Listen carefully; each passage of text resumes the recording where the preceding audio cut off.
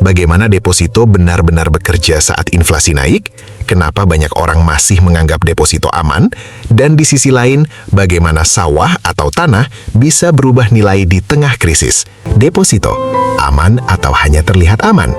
Kalau kita ngomongin deposito, kebanyakan orang langsung kepikiran satu hal, aman. Uang ditaruh di bank, ada bunga, ada jaminan, nggak perlu mikir tiap hari. Bahkan di banyak negara, termasuk Indonesia, ada lembaga penjamin simpanan yang bikin orang makin merasa tenang.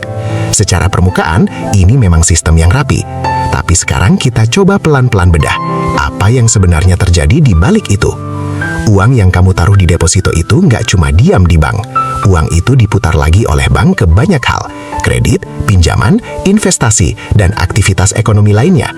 Artinya, keamanan deposito itu sebenarnya sangat bergantung pada satu hal besar, kesehatan sistem ekonomi secara keseluruhan. Selama ekonomi stabil, semua terasa baik-baik saja. Tapi saat krisis datang, disinilah cerita mulai berubah. Bayangin kondisi ekonomi lagi tidak stabil, inflasi naik, nilai mata uang tertekan, dan masyarakat mulai kehilangan kepercayaan. Dalam situasi seperti ini, yang terganggu bukan cuma individu, tapi sistemnya juga ikut tertekan. Bunga bisa berubah, nilai uang bisa tergerus, dan daya beli bisa turun tanpa kamu sadar. Dan ini yang sering nggak disadari banyak orang. Angka di rekening bisa tetap sama, tapi nilainya di dunia nyata bisa turun. Sekarang kita ambil contoh sederhana. Misalnya kamu punya deposito 100 juta. Di atas kertas, tetap 100 juta. Tapi kalau harga kebutuhan naik 2 kali lipat dalam beberapa tahun krisis, maka secara real, uang itu tidak lagi punya kekuatan yang sama seperti sebelumnya. Ini yang disebut banyak orang sebagai ilusi aman.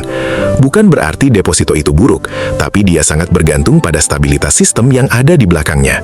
Nah, di titik ini kita mulai masuk ke pertanyaan yang lebih dalam. Kalau semuanya bergantung pada sistem, apa yang terjadi kalau sistemnya sendiri ikut terguncang?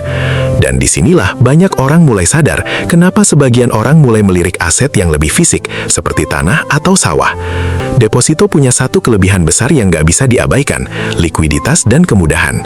Kamu bisa akses cepat, nggak perlu jual aset, nggak perlu nunggu pembeli.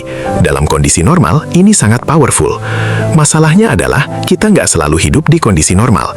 Dan ini yang bikin topik deposito versus sawah jadi menarik, karena ini bukan sekedar soal mana yang lebih untung, tapi soal bagaimana masing-masing aset bertahan dalam kondisi ekstrim yang berbeda. Satu bergantung pada sistem keuangan, satu lagi bergantung pada dunia nyata.